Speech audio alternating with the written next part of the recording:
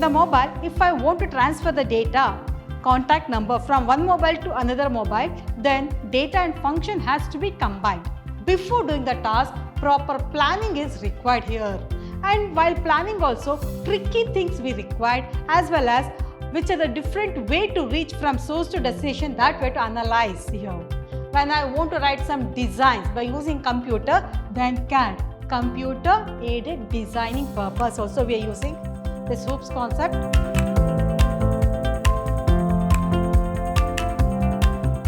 Welcome back to one and all. Myself, Vasanta, lecturer in Computer Science, Vidhyaashram, Pre-University College, Temple of Excellence, Mysore. Today, we want to start with the second session of Object-Oriented Programming chapter. Whereas in the previous session, regarding procedural programming, structured programming, object-oriented programming, as well as the basic concept or characteristics of hoops. Whereas in procedural programming, it mainly concentrates on procedure rather than data. Whereas in structured programming, it uses the major concept like if else, while, do while. By using that concept, it will solve the given problem. Whereas in object-oriented programming, it mainly concentrates on object rather than procedure. And here it follows the tricky techniques it uses, planning it requires. And with that, you come to know regarding the hoops characteristics like modularity, what do you mean by class, object, modularity, data abstraction, data inheritance, then what do you mean by message passing, polymorphism. Regarding that, you came to know in the previous session. Whereas on today's session, you will come to know regarding the hoops benefits, the advantages of hoops, then hoops disadvantages of hoops, as well as the application of hoops. Then when they come on benefits, what are the benefits we have? Whereas already I told you in the previous session regarding the characteristics of hoops. There I told you it will not concentrate on the procedure, it mainly concentrates on data. If I want to reach from 4th floor to ground floor, then in procedure, first I will reach 3rd floor, 2nd floor, 1st floor, then ground floor. Whereas in object-oriented programming, it doesn't matter that on which way we are reaching. Where we are jumping from 4th floor to ground floor or through lift I am coming, that doesn't matter. Only thing I want to reach the ground floor. That is nothing but object-oriented programming. Hoops models the real world entity very well here.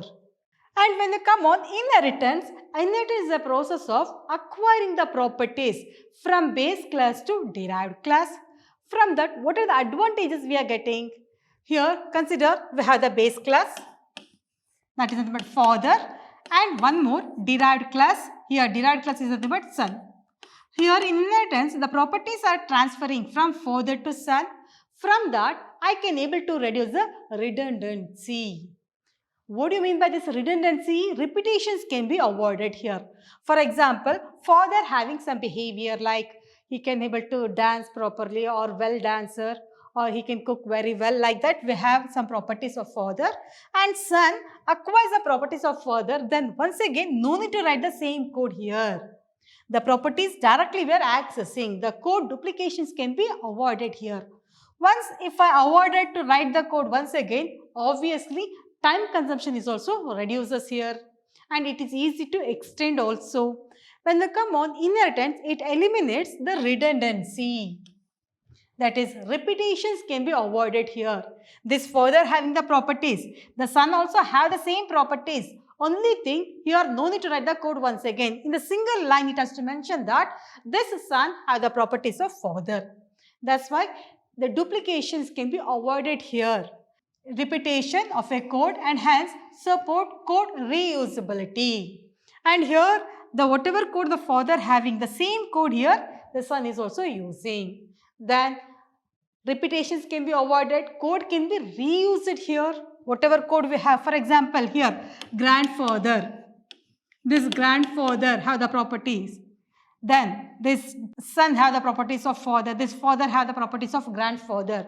From this, what I can able to see here, once again, no need to write the code of grandfather. Here also, this grandson having the properties of grandfather as well as father.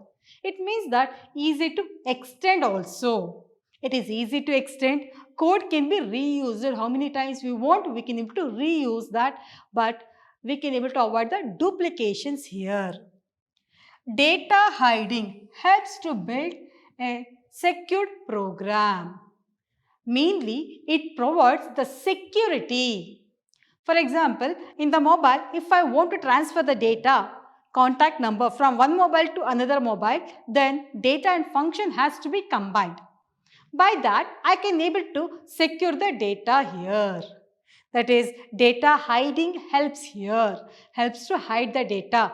Only for whichever person we want, only for that person we can able to send the data here. We can able to secure the data. Multiple instant objects can be created here. Once a class is created, from that how many objects we want, that many objects we can able to create here.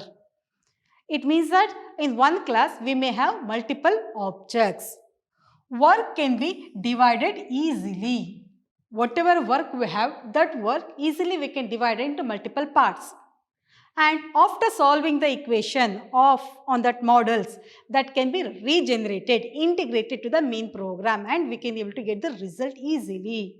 We can perform bottom-up approach here, whereas top-down approach means dividing the large program into small unit, whereas bottom-up approach means integrating all these submodules and whatever result we are getting submodules that we are generating to the main program. Whereas here work can be divided easily, and after dividing the work, after doing the task, the result once again we can send back to the main program here. Hoops can be easily upgraded from smaller to larger system. And with that, complexity can be easily managed here. For example, in this we have grandfather, father and then son, or derived class I used to say. Here sometime we may going to get multi-level inheritance, multiple inheritance, hierarchical inheritance, hybrid inheritance. All those can be here easily managed here. Code can be avoided here, repetitions can be avoided here, the code can be reused. Obviously, time consumption is also very less. Then message passing. Message passing concept helps the object to communicate and share data. Helps to manage as well as share the data here. From one object to another object, we can able to send the message here. Message passing is one of the advantages when you come on hoops benefits. Next, when you come on hoops disadvantages. What are the disadvantages especially here? This hoops use tricky method to do the programming. Tricky method it has to use. Already I told you. In procedural, step by step only we have to follow. It mainly depends on procedure.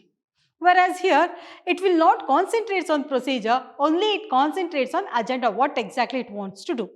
On whichever way he wants, he can able to perform here. There is no systematic method here.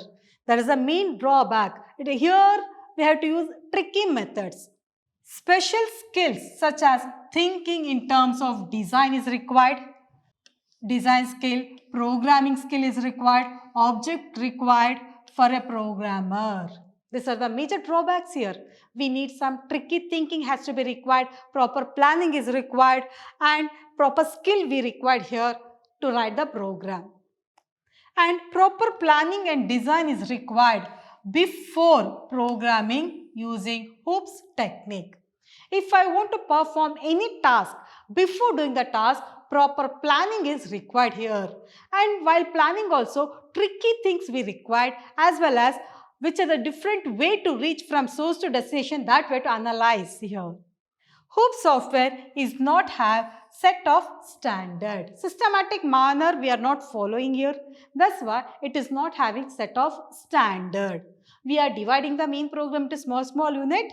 Then in the small unit, we will generate the result and we will integrate that result to the main program here. And here we are not following any systematic rules and regulations are not followed. But when they come on structured programming, there we are following some systematic rules and regulations we are following, whereas here we are not following any rules and regulation. Simply we want to reach the final goal. That's why it does not have set of standard here. The adaptability of a flow diagram and object-oriented programming using classes and is very complex process. Here, if I want to write the flow diagram, what do you mean by flow diagram? That is a pictorial representation of an algorithm. Here, if I have procedural, simply I can write first one, second step, third step like that. I can write all this with the symbols format. Whereas here, we are not following systematic rules and regulations we are not following. The main program can be divided into subprograms, and once again, from the subprogram, the results are generating to the main program. Here we don't have any systematic standard. That's why if I want to write the flow diagram, that is also very difficult here. It is not having set of standard. Flow diagram is very difficult, and all real world problem cannot be solved here. To convert real world problem into an object-oriented model is very difficult here. All real world problem cannot be solved. It is very difficult to write the flow diagram, and with that, here if I want to perform any operation, then we are not following any systematic rules and regulations. It is not a set of standard. The classes are overly generalized. When they come on class, it is more generalized here. These are the main drawback, that is not have set of standard. Flow diagram is very difficult, and all real world problems cannot be solved, and classes are more generalized. Next, when they come on hoops applications, where exactly we are using this hoops concept. It is used in computer graphic applications. In the graphic format, we are using this software concept. Especially it is used in CAD and CAM software. What do you mean by CAD and CAM then? That is computer aided designing. CAM is computer aided manufacturing. When I want to write some designs by using computer, then CAD, computer aided designing purpose, also we are using this hoops concept. Whereas CAM is computer aided manufacturing. For that also we need hoops concept. Then it is used in object-oriented database. What do you mean by this database? Database is nothing but collection of related tables. Collection of related tables can be called as database. Then it is used in object-oriented database concept also we are using. Then it is used in user interface design such as Windows. There also we are using hoops concept. Next, it is used in real-time system. What do you mean by this real-time system? Whatever transaction occurred immediately, that has to be updated. On that case also we are using hoops concept. Then simulation and modeling. It is used in simulation as well as modeling. And it is used in artificial intelligence and expert system.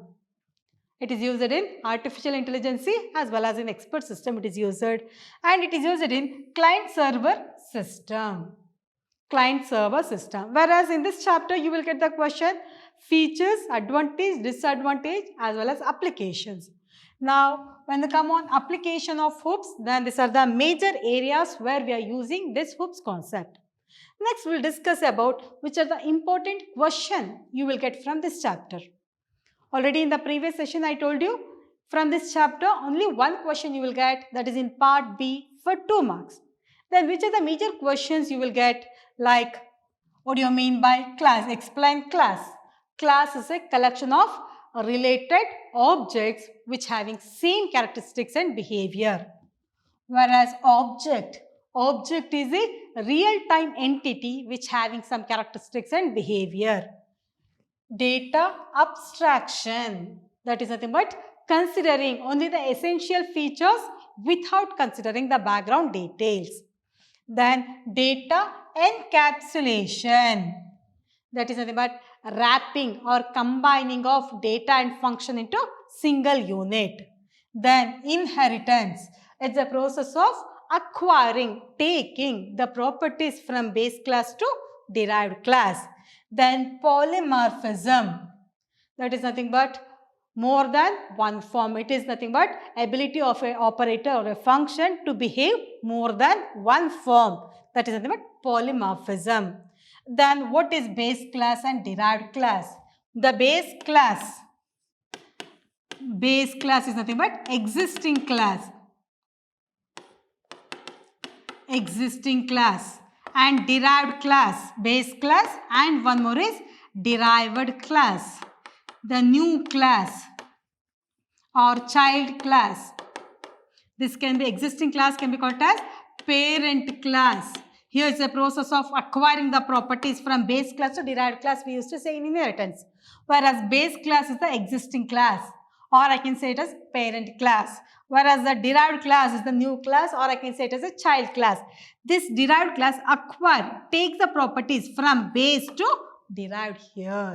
The properties are taking, behaviors, properties, everything are taking from base class to derived class. Here base class is the existing class and derived class is the child or new class. Then for 5 marks, you may going to get the questions like distinguish between procedural and object-oriented programming. What do you mean by this procedural as well as object-oriented programming? Whereas in procedural programming, it mainly concentrates on procedure rather than data. Whereas in object-oriented programming, it concentrates on data rather than procedure. Next, explain the characteristics of hoops. Like, what do you mean by class, object, inheritance, polymorphism, message passing, dynamic binding, like that. Each and every features you have to explain with a single line. Then, explain the advantages of hoops. When we come on advantages, here the advantages are like inheritance. By that I can able to create a new class by using existing class. Obviously time consumption is reduces. Then code reusability will be there here, as well as repetitions can be avoided here, easy to maintain, easy to extend, and it easy to divide the large program into sub-program, and then afterwards the sub-program can be divided into some other sub-program. After calculation, the results can be generated to the main program. Like that, you have to write the benefits, that is advantage of hoops. Next question you will get like disadvantages of hoops. Disadvantage of hoops. Then when they come on disadvantages, classes are more generalized. It is not have set of standard. All real world problem cannot be solved here. Tricky thinking is required and proper planning is also required here. That are the few drawbacks of this hoops concept. Then write the application of hoops, like where exactly we are using this. That is, it is used in computer graphic application, CAD/CAM software, object-oriented database, user interface design, real-time system, simulation, modeling, artificial intelligence, client-server system. These are the places where we are using this hoops concept. Now is it clear for all of you? Next class, we will meet you once again with a new chapter. Thank you.